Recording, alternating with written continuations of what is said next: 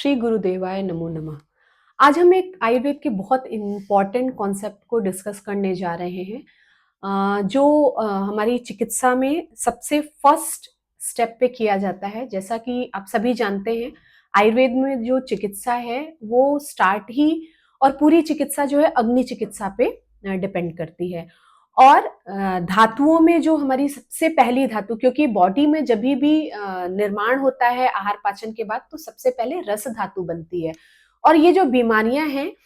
ये या तो दोषों के डिस्टर्ब होने से, वृद्धि या क्षय से होती हैं। क्योंकि जब एक निदान का सेवन हम करते हैं तो वो निदान जो है आपके बॉडी पे या तो फिजियोलॉजिकल डिस्टर्बेंस करता है या तो एनाटॉमिकल डिस्टर्बेंस करता है। फिजियोलॉजिकल डिस्टर्बेंस में जैसा कि हमारे दोष जो है वो फिजियोलॉजिकल यूनिट है, तो जो भी निदान हम सेवन कर रहे हैं, निदान भी 3 तरीके से होते हैं: आहार, विहार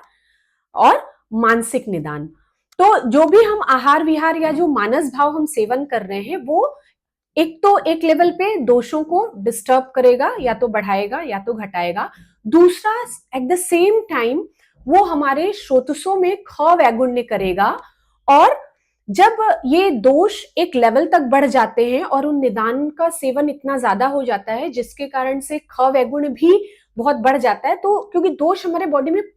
हर समय मूवमेंट कर रहे होते हैं और उन स्रोतसों में धातु मूवमेंट कर रही होती हैं, तो जहां पे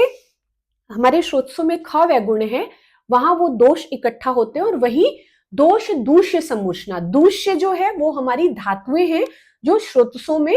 मूव कर रही हैं। धातुएं भी 2 तरीके से शरीर में बताई गई है। पहला तो धातु जो है वो हमारी एनाटॉमिकल यूनिट है, दोष जो है वो हमारी फिजियोलॉजिकल यूनिट है। धातु, जैसा कि ये जो वीडियो है ये बीएमएस के स्टूडेंट्स के लिए बनाया गया है, तो धातुएं जो है वो 7 तरह की आयुर्वेद में बताई गई है: रस, रक्त, मांस, मेद, अस्थि, मज्जा, शुक्र। तो जो धातुएं हैं वो स्थायी धातुएं हमें शरीर के रूप में दिखती हैं, और जो पोषक भाग है, जैसे रस से रक्त धातु बनती है, रक्त से मांस, मांस से मेद, ऐसे करके धातु पोषण क्रम बताया गया है। तो एक ही जो धातु है, आहार रस के बाद, पाचन के बाद, ये जब आहार रस हमारे शरीर में स्रोतसों के थ्रू जाता है तो उन स्रोतसों में पोषक सभी धातुओं का भाव रस धातु के अंतर्गत ही रहता है। और यही जब रस अलग अलग धातुओं के पास स्रोतसों के माध्यम से पहुंचता है, तो वहां वो अस्थायी धातुएं जो रस धातु में हैं पाचन के बाद, वो स्थायी धातु में कन्वर्ट हो जाती हैं। तो जो भी हमने निदान सेवन किया उससे हमारी फिजियोलॉजिकल यूनिट दोष डिस्टर्ब हुए, वात पित्त कफ, हमारी अग्नि डिस्टर्ब हुई, और हमारे जो स्रोतस है वहां पे ख वैगुण्य हुआ। तो हम 1 बाय 1 हम देखेंगे कि कैसे कैसे हमारी धातुओं में विकृति होती है और उसके लिए हमें क्या करना चाहिए। तो आयुर्वेद में जो सबसे प्रथम चिकित्सा बताई गई है अग्नि की चिकित्सा, और जिसमें जो सबसे पहले, क्योंकि जो हमारा अवस्था पाक है, आयुर्वेद में 3 स्टेप में पाचन बताया गया है। जब भी हम आहार लेते हैं तो आहार जो कि पंच महाभूतात्मक है, उसमें 5 महाभूत आकाश, वायु, अग्नि, जल और पृथ्वी होते हैं। ये पंचभौतिक आहार जब हम लेते हैं तो इसका सबसे पहले प्रथम अवस्था पाक होता है। प्रथम अवस्था पाक जो है वो हमारा आमाशय में होता है, जहां पे ये पंच महाभूत जो आहार द्रव्य है उस पे हमारी जठराग्नि काम करती है, और उस पंच भौतिक आहार से जो हमारा पृथ्वी और जलीय अंश है उस आहार द्रव्य का, वो अलग होता है। और उसी प्रथम अवस्था पाक में कफ जो दोष है, जो अच्छा कफ दोष है, जो हमारे शरीर को धारण, हमारे शरीर में जो भी सृजनात्मक जो कर्म है या कफ के जो भी कर्म आपने पढ़े हैं, वो कर्म बॉडी में जिन चीजों के द्वारा होते हैं, वो उसे हम अच्छ कफ या शुद्ध कफ कहते हैं, वो हमारा प्रथम अवस्था पाक में बनता है। और यही हमारा जो प्रथम अवस्था पाक है, वहीं पे आप ये मान सकते हैं कि आपकी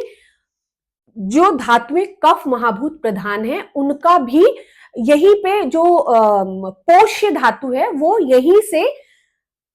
आमाशय से हमारे स्रोतसों में जाती है। तो ऐसी कौन कौन सी धातुएं हैं जिसमें कफ प्रधान है? तो वो रस धातु है, रक्त पित्त प्रधान है, वो नहीं होगी प्रथम अवस्था पाक में, उसका सेपरेशन नहीं होगा। तो रस धातु, मांस धातु, मेद धातु और शुक्र धातु, ये इनके जो पोषक अंश है वो हमारे प्रथम अवस्था पाक में ही हमारे आशय से, आमाशय से हमारे स्रोतसों में जाते हैं। तो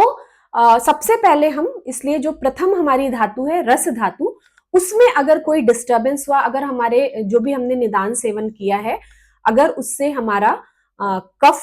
डिस्टर्ब हो रहा है, एक हम ये इमेजिनरी केस ले रहे हैं, हमने ऐसा निदान सेवन किया जो कफ धातु कफ दोष को बढ़ाने वाला है, कफ दोष को बढ़ाने वाला है, तो आप ये समझ रहे होंगे कि वो हमारी अग्नि को मंद करेगा, क्योंकि गुरु स्निग्ध गुण वाली जो चीजें होती हैं वो कफ को बढ़ाती हैं, तो अग्नि मंद होगी। और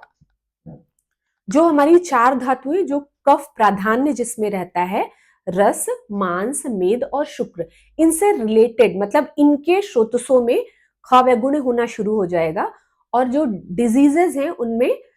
रस धातु की जो डिजीजेज हैं, फिर मांस धातु की डिजीजेज हैं, मेद धातु की जो डिजीजेज हैं और शुक्र धातु की जो डिजीजेज हैं वो दिखना शुरू होंगी अगर उन्हीं निदानों का ज्यादा से ज्यादा सेवन किया जाए तो ट्रीटमेंट में हम समझने की दृष्टि से हम सबसे पहले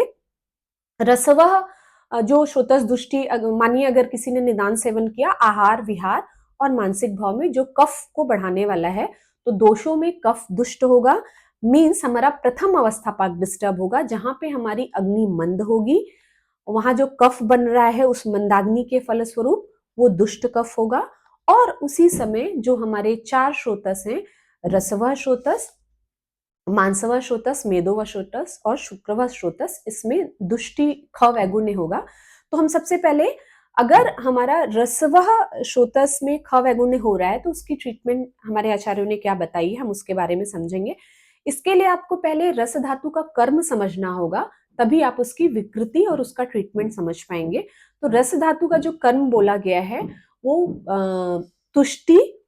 और प्रीरण बोला गया है। तो अन्य धातुओं को जो पोषण देना है वो रस धातु का काम है। तो अगर आप कफवर्धक आहार विहार या मानसिक भाव का सेवन कर रहे हैं तो आपके बॉडी में जो सेटिस्फैक्शन और जो अदर जो टिश्यूज हैं आपके धातु हैं उनको न्यूट्रिशन का जो काम है वो डिस्टर्ब होगा, जिसके बारे में आचार्यों ने चरक सूत्र स्थान अध्याय 28 में जो धातुगत जो विकार हैं उनका वर्णन किया है। तो इसमें जो हमारे दुष्ट रसज रोग हैं, अब आप देखिए, आप जो वेस्टर्न मेडिकल साइंस है उनमें इन चीजों को सिम्टम माना जाता है और इसके लिए कोई स्पेसिफिक ट्रीटमेंट नहीं है। अगर आप दुष्ट रसज विकार की बात करें, जैसे अश्रद्धा, चारुचिश, चास्य, वैरस्यम और रसज्ञता, मीन्स खाना खाने की इच्छा नहीं होना, भोजन में अरुचि होना, आस्य वैरस्य, मुंह में टेस्ट नहीं आना,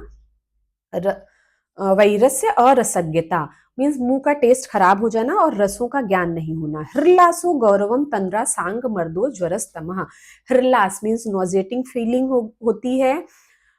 हैवीनेस बॉडी में लगती है, तंद्रा नींद पूरी जो आपने ले ली उसके बाद भी आपको नींद जैसा लगा है, सांग मर्दो स अंग मर्द, बॉडी में पेन होता है, ज्वरस्तमः ज्वर,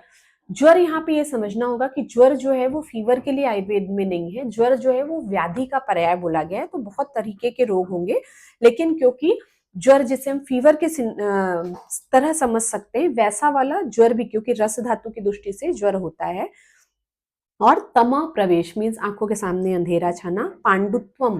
पांडु यहाँ एनीमिया एकदम से नहीं कह सकते हैं, लेकिन पांडु भी जो है वो धातुओं को अगर प्रॉपर पोषण नहीं मिले तो उसके कारण एनीमिया को पांडु का एक पार्ट हम मान सकते हैं, एग्जैक्टली उसको हम उससे कोरिलेट नहीं कर सकते। श्रोतसाम रोधा, श्रोतसों में, श्रोतस का मतलब यहाँ बड़े चैनल्स मतलब ब्लड वेसल और जो भी आपको बॉडी में जो खाली वेसल्स दिख रहे हैं उससे नहीं है, श्रोतस आपके बॉडी में छोटे भी जहां पे भी गमन का कार्य हो रहा है, मतलब आप इससे सेलुलर लेवल पे जो चैनल्स हैं उनको भी आप श्रोतस समझ सकते हैं। तो जो जहां भी मूवमेंट बॉडी में हो रहा है वो मूवमेंट का जो काम है वो भी रुकेगा। क्लैवियम ये इनफर्टिलिटी से रिलेटेड या जो क्वाइटल एक्ट है उसमें एग्जॉशन जैसा आप ये समझ सकते हैं। साध कुछ भी करने का मन नहीं करना, कि कोई भी काम जो है आपका बॉडी फंक्शन उसमें आप डल फील करेंगे। कृशांगता, बॉडी न्यूट्रिशन नहीं होगा क्योंकि रस धातु दुष्ट है। नाशेर अग्नि, अग्नि का नाश मतलब डाइजेशन डिस्टर्ब होगा। अयथा कालम वलय पलितानि च मीन्स अनटाइमली किसी को अगर रिंकल्स आ रहे हैं या उसके बाल झड़ रहे हैं, ग्रे हेयर्स हो रहे हैं, ये भी रस प्रदोषज विकार है। तो आपने देखा कि हमारे आचार्यों ने रस धातु की दृष्टि से, मीन्स ये सारे सिम्टम अगर आप किसी में देख रहे हैं तो आपको आपके दिमाग में ये डायग्नोसिस बननी चाहिए कि इसमें रस धातु का इन्वॉल्वमेंट है, क्योंकि हमारी जो ट्रीटमेंट है वो भी इसी लेवल पे होती है। हम सबसे पहले निदान परिवर्जन करते हैं, फिर दोष दूष समूचना करते हैं अग्नि चिकित्सा के साथ में, फिर व्याधि विपरीत चिकित्सा करते हैं, दोष विपरीत चिकित्सा करते हैं, फिर रसायन चिकित्सा करते हैं, जिसमें जो उस व्याधि में जो धातु डिस्टर्ब हुई है उसको बल देने वाले रसायन, एक ही रसायन सब धातुओं पे काम नहीं करता, आयुर्वेद में अलग अलग धातुओं के लिए अलग अलग रसायन बताए गए हैं। तो अगर किसी का प्रथम अवस्था पाक डिस्टर्ब है तो वो किस कारण से हो सकता है? अगर उसने कफवर्धक आहार विहार निदानों का सेवन किया है, उससे और उसी निदान से उसकी अग्नि मंद होगी और उसी निदान से उसके जो रसवा, मांसवा, मेदवा और शुक्रवा श्रोतस हैं वो डिस्टर्ब होंगे, जिनमें हम अभी रसवा श्रोतोदुष्टि होने से जो रसज विकार होते हैं वो कॉमन जो विकार हैं हमने उनके बारे में, अब आप समझ गए होंगे कि किसी को अगर हेयर फॉल हो रहा है या किसी को रिंकल्स हो रहे हैं या किसी की स्किन खराब है या किसी के अर्ली हेयर ग्रेइंग हो रही है,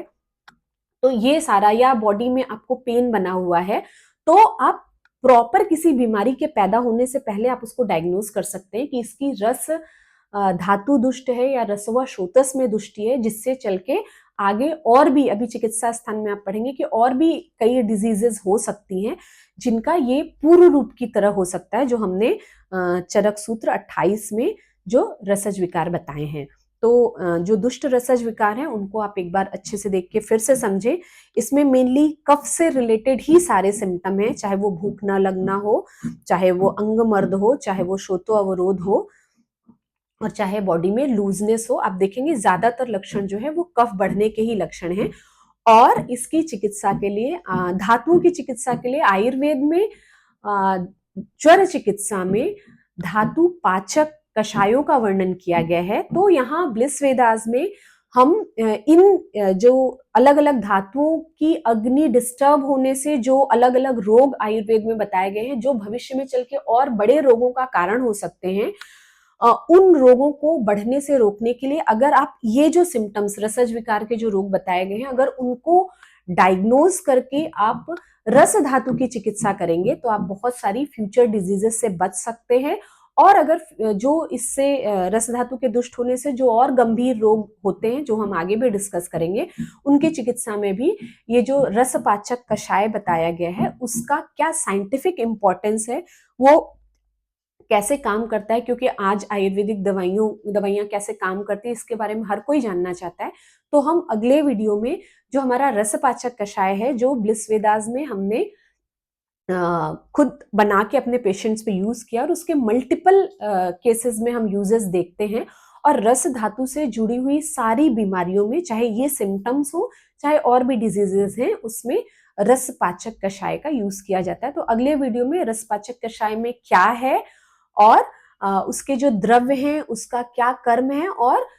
जो वेस्टर्न रिसर्चेज हैं उसके बारे में क्या बोलती हैं, ताकि आपका कॉन्फिडेंस बढ़े कि रसपाचक कषाय हमारे ट्रीटमेंट का एक बहुत इंपॉर्टेंट पार्ट होना चाहिए, और ये कैसे बहुत सारी आने वाली बीमारियों से और जो बीमारियां एग्जिस्टिंग हैं जिसमें आपकी रस धातु या रसवा श्रोतस इन्वॉल्व है, उससे आप कैसे अपनी ट्रीटमेंट को इम्प्रूव कर सकते हैं। तो रस पाचक के बारे में जानने के लिए और रस धातु से जुड़ी हुई और कौन कौन सी बीमारियां हैं जो हमें प्रैक्टिकली देखने को मिलती हैं जिसमें हम रस पाचक का यूज कर सकते हैं, वो हम अपने नेक्स्ट वीडियो में बताएंगे। तो जानने के लिए बने रहें ब्लिस वेदास के साथ। वीडियो पसंद आया हो तो इसे लाइक करें, अपने जो फ्रेंड्स हैं, बैचमेट्स हैं, उनके साथ शेयर करें, क्योंकि ये अपने तरह का एक बहुत यूनिक सीरीज है इस चैनल। और ये जो सीरीज हम लेक्चर सीरीज स्टार्ट करें उसका उद्देश्य है कि जो आज के स्टूडेंट्स हैं वो आयुर्वेद में जो हिडन ट्रेजर्स हैं, जो नॉलेज है, उसको आप आज के परिप्रेक्ष्य में समझें, और साथ ही साथ क्लासिकल आयुर्वेद क्या है, उसको कैसे आज के समय में प्रैक्टिस करना, और ये कैसे आपको आपकी ट्रीटमेंट में बहुत सफलता दिला सकता है। इस पूरी सीरीज का यही उद्देश्य है, आपका कॉन्फिडेंस बूस्टअप हो कि आयुर्वेद पूरी तरह से साइंटिफिक है, इसमें डिप्रेशन की कोई ज़रूरत नहीं है, बस ज़रूरत है हमारे विज़न और नॉलेज की। तो वीडियो में अंत तक बने रहने के लिए धन्यवाद। ओम ब्रह्मानंदम परम सुखदम केवलम ज्ञानमूर्ति द्वंद्वातीतम गगन सदृशम तत्वमस्यादिलक्ष्यम एकम नित्यम विमल अचलम सर्वधी साक्षीभूतम भावातीतम तीतम त्रिगुण रहितम सद्गुरुम तम नमामि।